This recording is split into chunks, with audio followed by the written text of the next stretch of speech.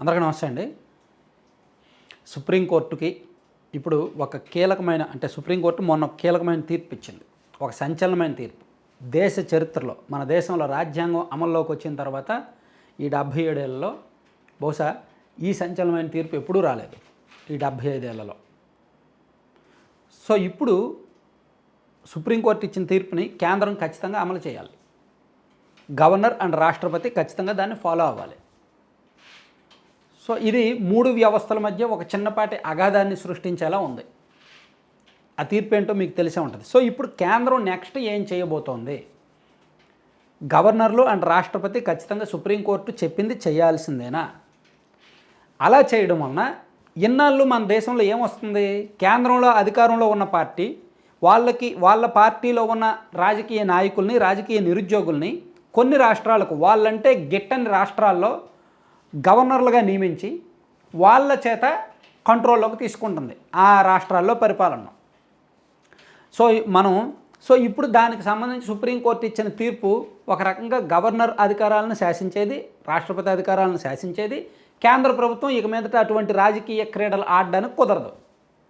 So అందుకని కేంద్ర ప్రభుత్వం సుప్రీంకోర్టులో రివ్యూ పిటిషన్ వేసింది. సో ఈ ఓవరాల్ వ్యవహారాన్ని సింపుల్గా ఒక 5 నుంచి 7 నిమిషాల్లో ఎక్స్ప్లెయిన్ చేస్తాను. సో సుప్రీంకోర్టు ఏం తీర్పు ఇచ్చిందంటే, మనకు రాజ్యాంగంలో 200 అధికరణ, రాజ్యాంగంలో ఆర్టికల్ 191 అండ్ 200, 201 ఈ ఆర్టికల్స్లో గవర్నర్లకు సంబంధించిన అధికారాలు, గవర్నర్ల విధులు, అధికారాలు ఇవన్నీ కూడా ఉంటాయి. దీనిలో రాష్ట్రంలో శాసనసభలో ఒక బిల్లు ఆమోదిస్తే, ఒక బిల్లు శాసనసభలో ప్రవేశపెట్టి ఆమోదించి తర్వాత శాసనమండలికి తీసుకెళ్ళి ఆమోదించిన తర్వాత అది గవర్నర్ దగ్గరికి వెళ్ళినప్పుడు గవర్నర్ దాని మీద సంతకం చేస్తేనే చట్టం అవుద్ది. సో ఆ బిల్లు గవర్నర్ దగ్గరికి వెళ్ళినప్పటికీ ఆయనకు 3 ఆప్షన్స్ ఉంటాయి. 1 ఆమోదించాలి, ఇమీడియట్గా సంతకం చేసి ఆమోదించడం. 2 కొన్ని సవరణలు చేసి తిరస్కరించడం. తిరస్కరించారు అంటే ఖచ్చితంగా కొన్ని సవరణలు సూచించాలి.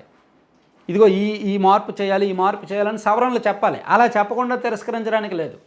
3 నేను దీని మీద ఏమీ తేల్చుకోలేను, రాష్ట్రపతి గారికి పంపించడం. ఈ 3లో ఏదో ఒకటి గవర్నర్ చేయాలి. అది actually as soon as possible చేయాలి అని చెప్పి రాజ్యాంగంలో ఉంది. అట్ ద సేమ్ టైం రాజ్యాంగంలోని 200వ అధికారంలో టైం పీరియడ్ కూడా ఉందంట, 3 నెలల్లో చేయాలి అని. సుప్రీంకోర్టు ఆ విషయాన్ని మొన్న గుర్తు చేసింది. సో ఇక్కడ governor, Tamil Nadu governor, Punjab, Kerala, Tamil Nadu and Telangana ఈ రాష్ట్రాల్లో బీజేపీ వ్యతిరేక ప్రభుత్వాలు ఉన్నాయి కాబట్టి గత 4-5 సంవత్సరాల నుంచి ఈ రాష్ట్రాల గవర్నర్లు ఆ రాష్ట్రాల శాసనసభలో ఆమోదిస్తున్న బిల్లుల మీద సంతకాలు చేయట్లా, ఏ విషయం చెప్పట్లా, వాళ్ళ దగ్గర అలా పెట్టుకుంటున్నారు. ఆ విషయంలో సుప్రీంకోర్టులో 2023లో ఒక పిటిషన్ దాఖలైంది. తమిళనాడు ప్రభుత్వం పిటిషన్ దాఖలు చేసింది. మేము మొత్తం గవర్నర్కి 192 బిల్లులు పంపించాము, ఆయన ఒక 10 బిల్లులు పెండింగ్లో పెట్టుకున్నారు, సుదీర్ఘకాలం ఆయన దగ్గర పెండింగ్లో ఉన్నాయి, ఏడాదికి పైగా. సో గవర్నర్ ఏమీ చెప్పట్లేదు అని చెప్పి సుప్రీంకోర్టులో తమిళనాడు ప్రభుత్వం 2023లో పిటిషన్ దాఖలు చేసింది. అప్పుడు అదే సమయంలో సుప్రీంకోర్టుకి పంజాబ్ రాష్ట్రంలో ఇవే తరహా ఘటనలు జరుగుతున్నట్టు, గవర్నర్లు బిల్లుల మీద సంతకాలు చేయట్లేదని అండ్ తెలంగాణలో అలాగే జరుగుతుందని సుప్రీంకోర్టు దృష్టికి ఆ విషయాలన్నీ వెళ్ళడంతో సుప్రీంకోర్టు ఏం చేసింది, దీని మీద కొంచెం సీరియస్గానే తీసుకుంది. అసలు రాజ్యాంగంలో ఏముంది, గవర్నర్ అధికారాలు ఏంటి, దీనిలో ఎంతవరకు తీర్పు ఇవ్వచ్చు అనేది సుప్రీంకోర్టులో పరిశీలించి మొన్న 3 రోజుల కిందట ఒక తీర్పు ఇచ్చారు. ఖచ్చితంగా గవర్నర్లు 3 నెలల్లోగా నిర్ణయం తీసుకోవాలి. రాష్ట్రాల శాసనసభలు పంపిన బిల్లులను గవర్నర్లు 3 నెలల్లోగా నిర్ణయం తీసుకోవాలి. ఒకవేళ కేంద్రం పంపిన బిల్లు రాష్ట్రపతి అయినా సరే 3 నెలల్లోగా నిర్ణయం తీసుకోవాలి. ఒకవేళ నిర్ణయం తీసుకోకపోతే మా దగ్గరికి రండి, సుప్రీంకోర్టులో మీరు పిటిషన్ దాఖలు చేయండి అని చెప్పి సుప్రీంకోర్టు చెప్పింది. ఆ తీర్పులో స్పష్టంగా పేర్కొంది. అదే సమయంలో ఇదే ఫైనల్ తీర్పు, దీని మీద రాష్ట్రపతి కల్పించుకోవడానికి వీలు లేదు. సాధారణంగా సుప్రీంకోర్టు ఇచ్చిన తీర్పుల్లో రాష్ట్రపతి గారు మార్చవచ్చు. సుప్రీంకోర్టు ఇచ్చిన తీర్పుల్ని కేంద్రం అభిశంసించలేదు, కేంద్రం మార్చలేదు. కేంద్రం దాన్ని రివ్యూ చేయమని కోరడం తప్ప, అయ్యా మీరు ఇచ్చిన తీర్పులో మాకు కొన్ని అభ్యంతరాలు ఉన్నాయి, సో మీరు ఇచ్చిన తీర్పును ఒకసారి సమీక్షించండి, పునఃసమీక్షించండి అని కేంద్రం కోరవచ్చు తప్ప దాన్ని కాదు అని అభిశంసించడానికి లేదు. పార్లమెంట్లో బిల్లు పెట్టడానికి, చర్చ పెట్టడానికి లేదు. కానీ రాష్ట్రపతి ఆ బిల్లును పరిశీలించవచ్చు. ఆ తీర్పును పరిశీలించవచ్చు. ఆ తీర్పులో అవసరమైన మార్పులు చేయొచ్చు. కానీ అంటే మీకు గుర్తుంటే ఫర్ ఎగ్జాంపుల్ ఎవరికైనా సుప్రీంకోర్టు ఉరిశిక్ష విధిస్తుందండి. దాన్ని రాష్ట్రపతి రద్దు చేస్తారు కదా, క్షమాభిక్ష ఇస్తారు కదా. సో కొన్ని సంఘటనలు అవి జరుగుతుంటాయి. కానీ ఈ విషయంలో పర్టికులర్గా ఈ తీర్పులో సుప్రీంకోర్టు రాష్ట్రపతిని కూడా డిక్టేట్ చేసింది. మీరు దీనిలో ఏమీ చెప్పొద్దు, ఇంకా మేము వినం, ఇదే ఫైనల్. ఎందుకంటే రాజ్యాంగంలో ఉంది, ఈ రూల్ రాజ్యాంగంలో ఉంది, మీరు ఫాలో అవ్వండి అని చెప్పింది. ఒకవేళ రాజ్యాంగంలో లేని రూల్ అనుకోండి, సుప్రీంకోర్టు చెప్పింది అనుకోండి, అప్పుడు రాష్ట్రపతి కావచ్చు లేదంటే ఈ శాసన వ్యవస్థ కావచ్చు వీళ్ళు దాన్ని అబ్జెక్షన్ వ్యక్తం చేయొచ్చు. అదేంటి ఇది రాజ్యాంగంలో లేదు కదా, మీరు ఎలా చెప్తారు, రాజ్యాంగంలో లేనిది మీరు ఎలా పెడతారు అని వీళ్ళు అబ్జెక్షన్ వ్యక్తం చేయొచ్చు. అది రాజ్యాంగ సంక్షోభానికి దారితీస్తుంది. కానీ సుప్రీంకోర్టు ఏం చెప్పింది, రాజ్యాంగంలో 200వ అధికారంలో ఈ రూల్ ఉంది, 3 నెలల్లోగా మీరు ఏదో ఒకటి చెప్పాలనే రూల్ ఉంది, కానీ మీరు ఆ రూల్ను పాటించట్లేదు. సో మేము చెప్తున్నాం ఖచ్చితంగా మీరు 3 నెలల్లోగా దాని మీద నిర్ణయం తీసుకోవాలి, బిల్లు మీద. ఒకవేళ మీరు నిర్ణయం తీసుకోకపోతే వాళ్ళు మా దగ్గరకు వస్తారు, మేము చెప్తాం అప్పుడు అని సుప్రీంకోర్టు చెప్పింది అనమాట. సో ఇది చాలా వ్యాలిడ్ పాయింట్, చాలా కీలకమైన పాయింట్. అంటే మీకు సింపుల్ అండి, మనం రోడ్డు మీద వెళ్తున్నప్పుడు హెల్మెట్ పెట్టుకోవాలనే రూల్ ఉంటుంది, కానీ మనం ఫాలో అవ్వం. కోర్టు చెప్పింది ఖచ్చితంగా మీరు హెల్మెట్ పెట్టుకోవాల్సిందే, ఇంకా తప్పదు. అది రూల్ ఆల్రెడీ ఉంది, కానీ మనం ఇన్నాళ్ళు ఆప్షన్గా తీసుకుంటున్నాం. అలాగే 3 నెలల్లోగా ఆమోదించాలి లేదా తిరస్కరించాలనే రూల్ ఉంది, కానీ ఇన్నాళ్ళు గవర్నర్లు రాష్ట్రపతి దాన్ని లైట్ తీసుకుంటున్నారు, అమలు చేయట్లా. సో సుప్రీంకోర్టు ఏమో ఖచ్చితంగా అమలు చేయాలని చెప్పింది. సో ఇప్పుడు కేంద్రం ఏం చేసింది, దీని మీద రివ్యూ చేయండి అని చెప్పి సుప్రీంకోర్టులో మళ్ళీ పిటిషన్ వేసింది. సుప్రీంకోర్టు ఏం చేస్తుంది, రాజ్యాంగ ధర్మాసనం ద్వారా దీన్ని విచారిస్తుంది. ఎందుకంటే ఆల్రెడీ 2 సభ్యులున్న ధర్మాసనం, ద్విసభ్య ధర్మాసనంలో ఈ తీర్పు వచ్చింది. ఇప్పుడు 5 లేదా 7 సభ్యులున్న రాజ్యాంగ ధర్మాసనంలో దీన్ని విచారించి ఒక తీర్పు ఇస్తుంది. ఆ తీర్పును ఇంకా కాదనడానికి ఎవరు కూడా దాన్ని కాదనలేరు, తూచా తప్పకుండా అమలు చేయాల్సిందే. ఒకవేళ సుప్రీంకోర్టు మళ్ళీ విచారణకు తీసుకొని మళ్ళీ ఇదే తరహా తీర్పిస్తే ఖచ్చితంగా గవర్నర్లు 3 నెలల్లోగా నిర్ణయం తీసుకోవాలి అని తీర్పిస్తే అప్పుడు దాన్ని ఖచ్చితంగా అమలు చేయాల్సిందే. అదే అమలైతే సేమ్ తీర్పు మళ్ళీ వచ్చింది అనుకోండి, ఈ తీర్పు ఎంత బలమైందంటే కేంద్రంలో అధికారంలో ఉన్న బీజేపీ కదా, సో రాష్ట్రాల్లో బీజేపీ వ్యతిరేక ప్రభుత్వాలు ఉంటే సాధారణంగా వీళ్ళు చట్టాలు చేసినప్పుడు ఆ గవర్నర్లు ఆమోదించట్లేదు కదా. సో ఇప్పుడు ఖచ్చితంగా గవర్నర్లు ఆమోదించాలి, లేదా తిరస్కరించారు అనుకోండి, అప్పుడు శాసనసభలో మళ్ళీ రెండోసారి బిల్లు పెడతారు.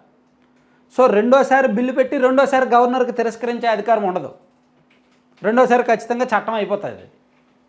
సో అప్పుడు శాసన వ్యవస్థే బలమైంది అవుద్ది కార్యనిర్వాహక వ్యవస్థ కంటే. ఒక రకంగా శాసన వ్యవస్థకే బలాలు ఉన్నాయి. శాసన వ్యవస్థే ప్రజలకు జవాబుదారీ, పూర్తి స్థాయి జవాబుదారీ. కార్యనిర్వాహక వ్యవస్థ అనేది వీళ్ళు చేసే చట్టాలను అమలు చేస్తారు అంతే. సో వాళ్ళు డిక్టేట్ చేయడానికి లేదు. సో చట్టాలను చేసే అధికారం శాసన వ్యవస్థకి రాజ్యాంగం ఇచ్చింది కాబట్టి ఆ చట్టాలను చేయడంలో కార్యనిర్వాహక వ్యవస్థ వాళ్ళు సంతకాలు చేయకపోతే ఒకసారి తిరస్కరించే హక్కు ఉంటుంది తప్ప రెండోసారి తిరస్కరించకూడదు. రెండోసారి మళ్ళీ శాసనసభలో ఆ బిల్లు పెడితే చట్టం అయిపోద్ది. అదే కొన్ని సందర్భాల్లో చేశారనమాట. మీకు గుర్తుందో లేదో, మీకు దీనికి మన రాష్ట్రంలో ఒక లైవ్ ఎగ్జాంపుల్ చెప్తా. 2020 జనవరిలో మన రాష్ట్రంలో రాజధాని వికేంద్రీకరణ అంశం ఏం చేశారంటే శాసనసభలో ఆమోదించారు. రాజధాని వికేంద్రీకరణ 3 రాజధానులు అనే బిల్లుని 2019 నవంబర్లో అనుకుంటా శాసనసభలో ఆమోదించారు. శాసనసభలో ఆమోదించిన తర్వాత శాసన మండలికి పంపించారు. శాసన మండలిలో ఆమోదిస్తే గవర్నర్ దగ్గరికి బిల్లు వెళ్ళేది. అప్పుడున్న గవర్నర్ గారు ఖచ్చితంగా సంతకం చేసేస్తారు కదా. ఆ విషయం శాసన మండలిలో తెలుగుదేశం పార్టీ బలంగా ఉంది కాబట్టి టీడీపీ వాళ్ళకు తెలిసి వాళ్ళు ఏం చేశారు, శాసనసభలో బిల్లు ఆమోదించారు కదా, దీన్ని మనం ఆమోదించకూడదు అలాగే తిరస్కరించకూడదు కదా అని చెప్పి సెలెక్ట్ కమిటీకి పంపించారు. చాలా జాగ్రత్తగా దీన్ని ఎంత జాగ్రత్తగా ఉన్నాయో చూడండి. రాజ్యాంగంలో రూల్స్ ఎంత కాంప్లికేటెడ్గా ఉన్నాయి, దాన్ని వాడుకుంటే ఎలా ఉంటుంది అనేది. ఒకవేళ శాసనసభ ఆమోదించిన దాన్ని శాసన మండలి తిరస్కరించింది అనుకోండి, మాకు బలం ఉంది సో మేము దాన్ని ఒప్పుకోము, మేము తిరస్కరించామన్నారు అనుకోండి, అప్పుడు మళ్ళీ శాసనసభకు వచ్చి దాన్ని ఆమోదించి మళ్ళీ డైరెక్ట్ గవర్నర్కి పంపిస్తారు. అప్పుడు గవర్నర్ సంతకం పెట్టేస్తే 3 రాజధానులు వచ్చేసేవి. కానీ శాసన మండలి ఏం చేసింది, తెలివిగా ఆమోదించలేదు, తిరస్కరించలేదు, సెలెక్ట్ కమిటీకి పంపించారు. అలా సెలెక్ట్ కమిటీకి పంపించి ఒక 6 నెలల టైం పీరియడ్ పెట్టారు. ఆ తర్వాత ఒక 3 నెలల తర్వాత 6 నెలల తర్వాత శాసనసభలో మళ్ళీ ఆ బిల్లు ఆమోదించి గవర్నర్ దగ్గరికి తీసుకెళ్లారు. ఇది రాజ్యాంగ విరుద్ధం, సెలెక్ట్ కమిటీ పరిశీలనలో ఉన్నదాన్ని వీళ్ళు డైరెక్ట్ గవర్నర్ దగ్గరికి తీసుకెళ్లారని చెప్పి సుప్రీంకోర్టులో పిటిషన్ దాఖలు చేశారు. అప్పుడు ఆ హైకోర్టులో పిటిషన్ వేశారు. హైకోర్టు ఏమో రాజధాని వికేంద్రీకరణకు వ్యతిరేకంగా తీర్పిచ్చింది, శాసనసభకు ఆ అధికారం లేదని చెప్పి తీర్పిచ్చింది. దాన్ని సుప్రీంకోర్టులో వేశారు. సుప్రీంకోర్టులో స్టిల్ ఇప్పటికీ తుది తీర్పు రాలేదు. అంటే నేను ఇక్కడ ఈ శాసనసభ అధికారాలు ఏంటి, ఈ శాసన వ్యవస్థ అధికారాలు ఏంటి, శాసన వ్యవస్థలో ఉన్న 2 విభాగాల అధికారాలు ఏంటి, అండ్ గవర్నర్ ఏం చేయొచ్చు, ఏం చేస్తుంటారనేది చెప్తున్నా. ఒకవేళ అదే 3 రాజధానుల బిల్లుని అప్పుడు గవర్నర్ కూడా ఒప్పుకోలేదు అనుకోండి, తిరస్కరించారు అనుకోండి, ఒకసారి తిరస్కరించవచ్చు, రెండోసారి మళ్ళీ శాసనసభలో ఆమోదిస్తే చట్టం అయిపోద్ది అనమాట. సో అంత కాంప్లికేటెడ్గా, అంత జాగ్రత్తగా ఈ వ్యవస్థలు దేనికవి పనిచేస్తున్నాయి. సో అందుకని వ్యవస్థలను చేతిలో పెట్టుకొని ఎవరికి నచ్చినట్టు వాళ్ళు ఆడతారు. కేంద్రంలో అధికారంలో ఉన్న వాళ్ళు గవర్నర్ల ద్వారా రాష్ట్రాలను శాసించాలని చూస్తారు, పొలిటికల్ గేమ్ ఆడాలని చూస్తారు. రాష్ట్రాల్లో కేంద్రానికి వ్యతిరేకంగా ఉన్న పార్టీల వాళ్ళు వాళ్ళకి నచ్చిన బిల్లులు వాళ్ళు ఆమోదించుకునే అవకాశాన్ని కూడా కేంద్రాలు ఇవ్వట్లేదు. సో ఇప్పుడు సుప్రీంకోర్టు ఇచ్చిన తీర్పుతో ఆ అవకాశాలు మెరుగవుతాయి. రాష్ట్రాలకు స్వేచ్ఛ వస్తుంది. కేంద్రంలో వ్యతిరేకంగా ఉన్నా సరే రాష్ట్రాలు వాళ్ళకి నచ్చిన బిల్లులు వాళ్ళు ఆమోదించుకోవచ్చు, వాళ్ళకి నచ్చిన చట్టాలు వాళ్ళు తయారు చేసుకోవచ్చు అన్నమాట.